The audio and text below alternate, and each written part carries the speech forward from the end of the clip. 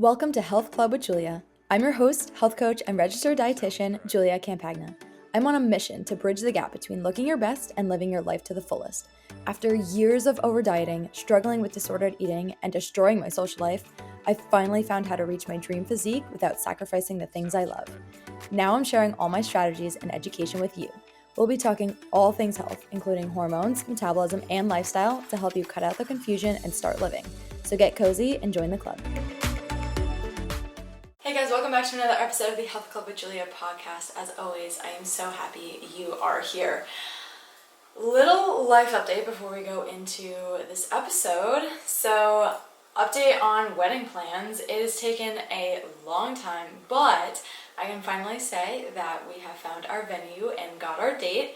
So that is pretty much secured at this point, which is so surreal. I feel like I had been searching for a venue, and it's a destination wedding, so that's why it's been a little bit longer and it's been a little bit harder just because I haven't been able to just like go see venues like I would if it was local.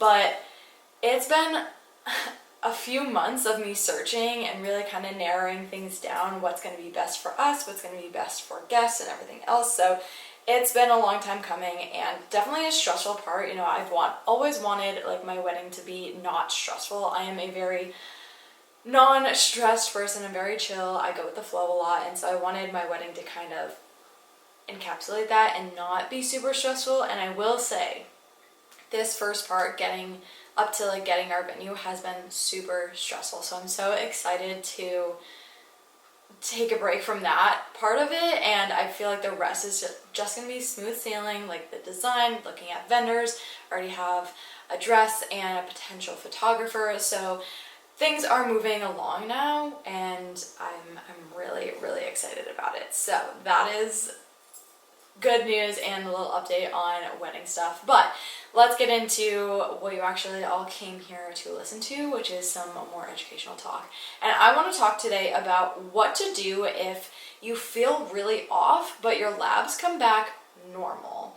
So picture this for a second. How many of you have ever gone through this where you don't feel right? You start to not feel right, maybe you let it go for a couple weeks or a couple months, and you just like try to see if things will change on their own, but you just know deep down that something is off, something is not right, you're not feeling your normal self, you just feel like there's got to be something going on. So maybe you take the first step and go to your doctor and they run some labs. Okay, great.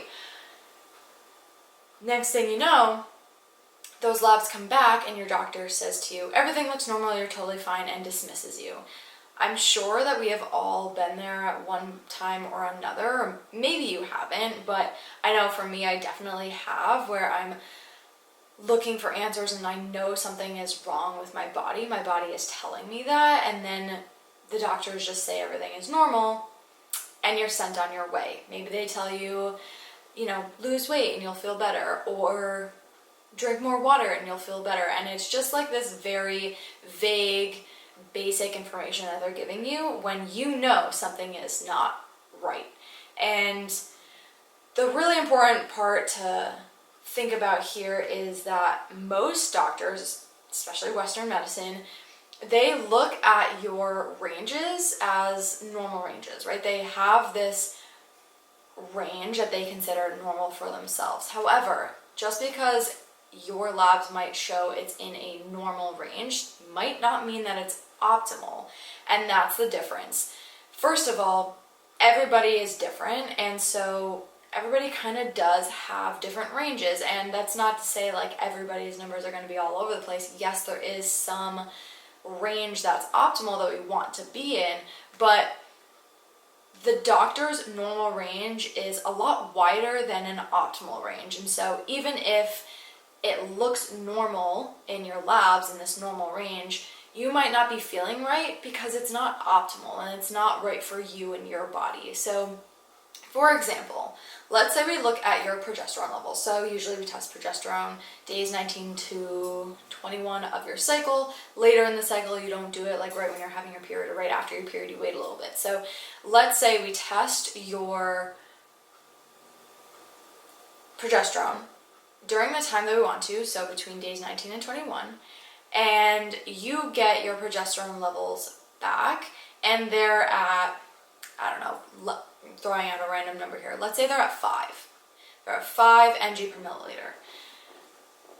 For some doctors, that might look normal and say, it's a little bit low end, but you're fine, it's normal, nothing too crazy, nothing to worry about. The optimal range for progesterone in your luteal phase, so during that 19 to 21 day test period that we want to test in, the optimal range is between 15 and 33 ng per milliliter. So if you're getting a test back and doctors are saying it's normal, it might be in their normal range, but not the optimal range. And that is the biggest difference. And that's why it's so important to find the right doctor. And that's why I always preach holistic doctors, naturopaths, functional medicine doctors, or somebody just who specializes in that specific area. So let's say it is a hormonal imbalance that you're suffering with.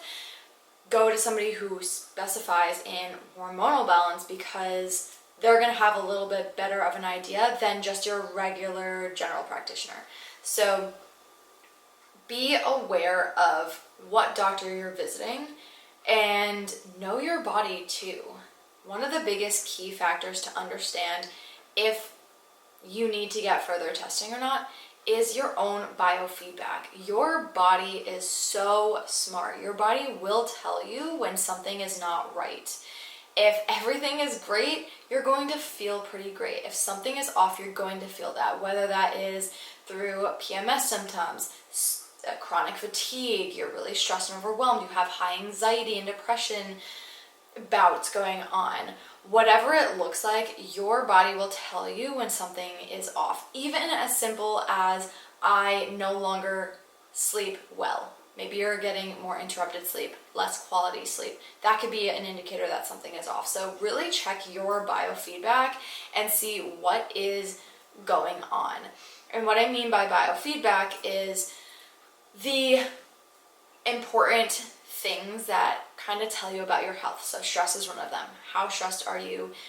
Is it chronic stress? Are you overwhelmed? Is there some life situation going on? That can be the driver. But if you feel overwhelmed and nothing's going on, check in with that. What is your stress like? What is your sleep like? I kind of just talked about that, but are you getting quality sleep?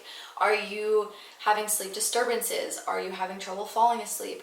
What does your sleep look like? What is your digestion look like? Are you able to go to the bathroom every single day?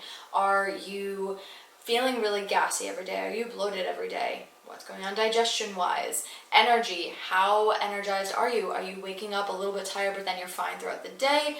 That's fairly normal. We're all kind of tired right when we wake up, but as long as when you get up, you're feeling energized, that's fine. If you are feeling super fatigued all morning, or you're hitting a really hard slump in the afternoon and you can't keep your eyes open, that's an indicator that something is off. So those are some biofeedback markers that can tell you if something is off or not. Another one that you can just check is, for us women, is your menstrual phase. What's going on with your menstrual phase? Is it the same every cycle? Is it roughly the same length, like 28 to 35 days long? Is it the same? Does it fluctuate? Do you spot in between your cycles? Do you have really bad PMS symptoms? Do you have really bad cramps? Is it really heavy bleeding? Do you not have a period at all?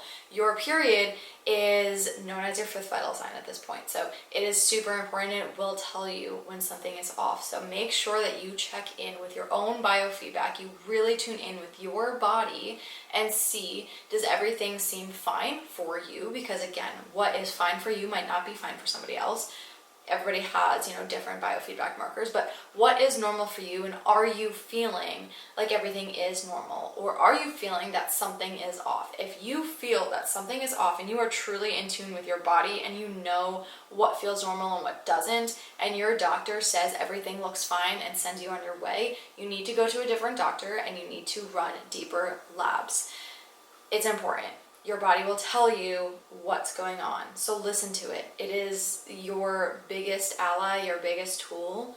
Use your own biofeedback to tell you what's going on with your body. So that's the first thing. Second thing I want you to do is check in with your nutrition. Nutrition heals. Nutrition is medicine, and it plays a critical role in how your body functions. We know this, but what's going on nutritionally?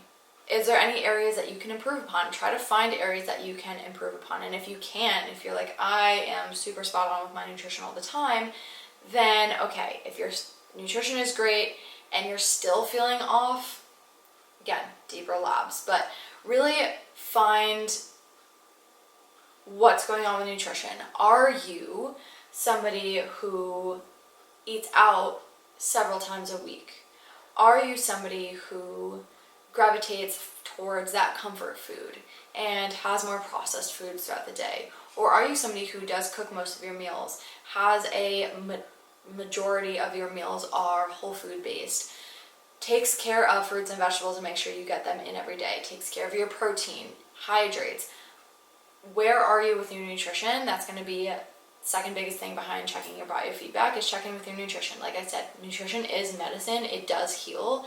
And if your nutrition is not up to par, your body might just be feeling symptoms because of simply that too. So make sure that your nutrition is in check. Find areas that you can improve upon. If you can't, if you feel really solid in all of the things that you're doing with nutrition, then again, take that next step, go further.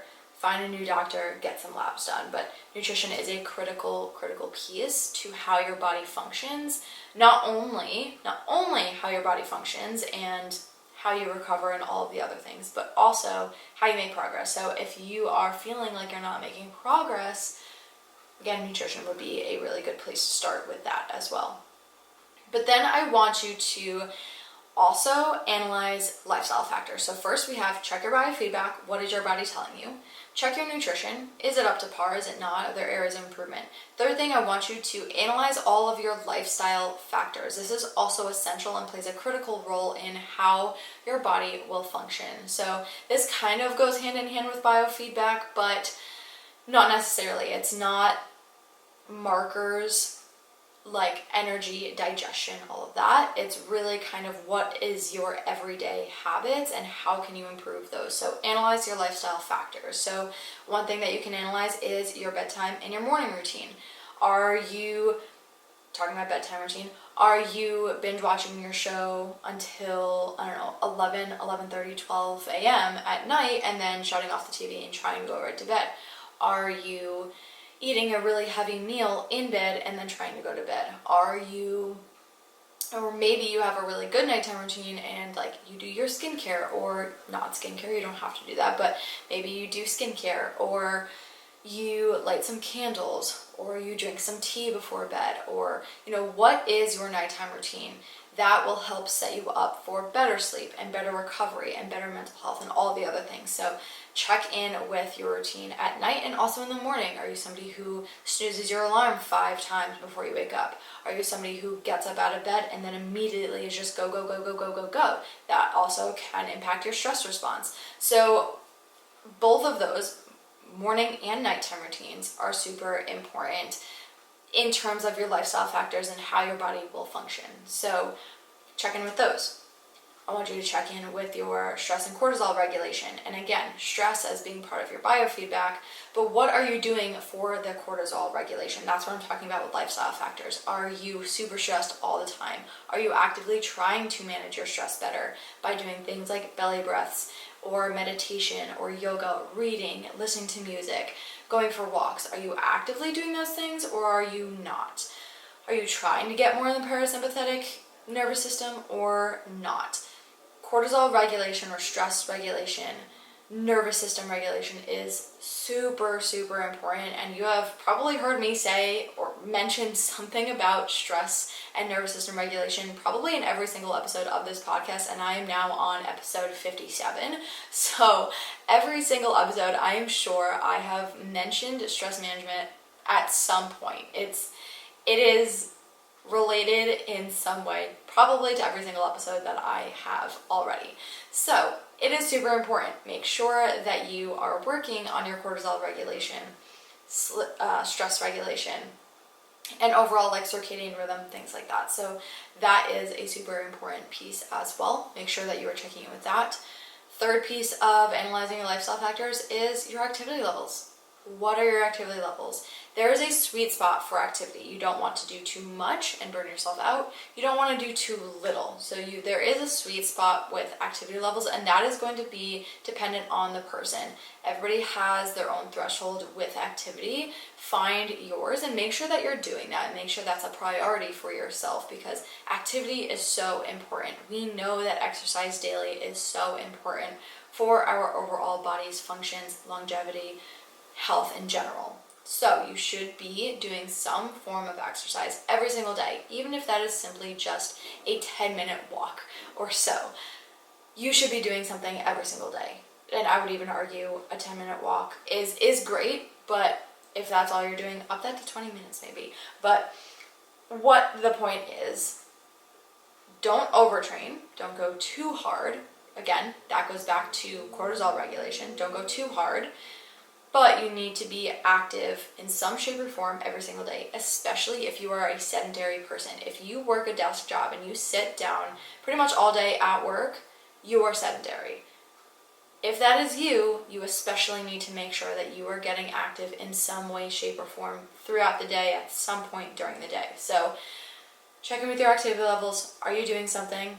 Make sure you're not doing too much. Find that sweet spot for yourself. I also want you to analyze your recovery. Again, going back to lifestyle factors, recovery is important. How is your recovery? This can also tie into biofeedback markers. So in the sense of recovery, like, are you not recovering well? Do you feel fatigued all the time? That's your biofeedback marker telling you, okay, something is wrong. I'm not recovering well, and I need to look deeper into this. Lifestyle factor, I'm talking about, what is your recovery like? Are you stretching? Are you overtraining? Are you, again, finding that sweet spot with your training? Are you allowing yourself rest days? What is your recovery like within your lifestyle factors? You should have at minimum 1 day, if not 2 full days of rest. And on those rest days, you can go for a light walk. I wouldn't say go on like a 5-mile walk on those rest days. You do need some time for your body to rest and recover, but you shouldn't be doing any hard lifts, hard runs, hard exercise at all on rest days. Like, it should be very minimal. An active rest day is fine, but make sure it's not over the top for a rest day. So make sure you're giving yourself rest days. Make sure that you are recovering properly through nutrition, hydration, sleep. All of these things tie into recovery. And so recovery is not just like, oh, am I sore or am I not? Recovery is an umbrella term for everything that falls underneath it. Like I said, nutrition, sleep, stretching, rest days, this all kind of falls under recovery, and making sure you don't get injured, making sure that your body is able to function at a high level on a daily basis. Next piece of lifestyle factors is your mental health.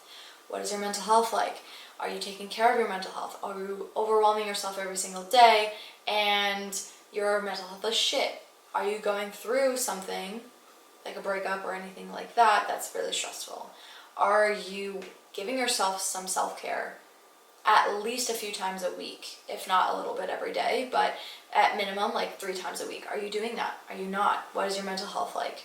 And then the last piece with lifestyle factors that you can analyze is your elimination or bowel movements and your liver health. So your bowel movements and elimination of waste does contribute to your liver health. So that can either be bowel movements or urine. But what is your elimination like? Are you going every single day? Are you constipated? Are you having diarrhea? There's, again, a sweet spot for elimination. We should be going every single day, but we don't want it to be loose stools or constipation. We want it to be regular, easy bowel movements every single day, at least 1 a day. But analyze that. So with lifestyle factors, you can work on your liver health with lifestyle factors, which I have a full podcast on liver health and how to help your body naturally detox through your liver health. So go back and listen to that episode. But take care of your liver health and overall digestion. And that leads me to my 4th point. So again, we have number 1, check your biofeedback. Number 2, check in with your nutrition. Number 3, analyze your lifestyle factors. And number 4, check your gut health. Gut health is basically your second brain. If you have not heard that term, I'm sure most of you have heard that term, that your gut health is like your second brain. it does tie into pretty much everything. So if your gut health is off, something else is going to be off. I can almost guarantee it. It's not always the case, but majority of the cases, if your gut health is off, either your hormones are off, thyroid is off, something else is off with you. Cortisol, whatever it may be. But gut health is tied to many, many, many things. So if you have poor gut health, that could be a driving force behind what you're experiencing. So check in with your gut health. Again, go back to digestion. Are you eliminating every single day? Are you bloated every single day? Are you feeling gassy all the time? Are you not feeling any of those things? Do you have good digestion? But really kind of check in with that. If you have sensitivities, that could be a sign that something is off. If you have something like SIBO or IBS or anything like that, that's a different story, but check in. How is your gut health doing? Analyze and maybe start there. If you know that something is off with your gut health, that could be the fix that you need to fix a lot of other problems that you might experience as well. And then the fifth thing that I want to mention here is do deeper testing if necessary. If your doctor, again, comes back to you and says everything looks normal and you just need to lose weight or hydrate more or whatever vague recommendation that they give you, but you know something is off, do a deeper testing. There are a lot of tests out there that can go on a deeper level. So for example, if you're feeling chronic fatigue, but your vitamin D, vitamin B, iron all look fine, and the doctor's like, oh, you're fine, get cortisol tested. Number one, you can do serum cortisol, which is just a blood sample. You can do that, but even further, do a 4-point cortisol test that will show you the curve of your cortisol throughout the day. So maybe your serum cortisol comes back okay, it's decent. It's not fantastic, but it's not terrible. Your 4-point might tell you something completely different. It just looks at the bigger picture. You can do the same thing with your hormones. There is such thing as a Dutch test, which goes a lot more comprehensive than just simply blood labs or serum labs. They're great, but they don't show you the whole picture. So do a Dutch test, a GI map if you have gut health issues. Again, maybe labs aren't showing much. But if you do a GI map test, it's going to go a little bit deeper. So do deeper testing if necessary. If you find that something is definitely off, things are not normal for you, and your doctor says everything is normal, go find a new doctor and do some deeper testing. There are ways that you can test further if you know something is off. So don't just settle for everything looks normal. Lose weight, drink water, whatever the vague recommendation is. Don't settle for that. Be an advocate for yourself and go and do deeper testing. So these are some things that I would start with for what to do if you feel like something is off, but your doctor's saying everything looks normal. Again, my 5, check your biofeedback first and foremost. What is your body telling you? Is everything feeling normal? If not, move on to step 2, check your nutrition.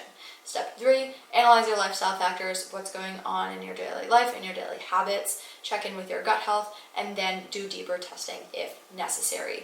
Now I know it's hard to find some good doctors in certain areas, or if you just are at a loss. Again, as always, I am here to help you.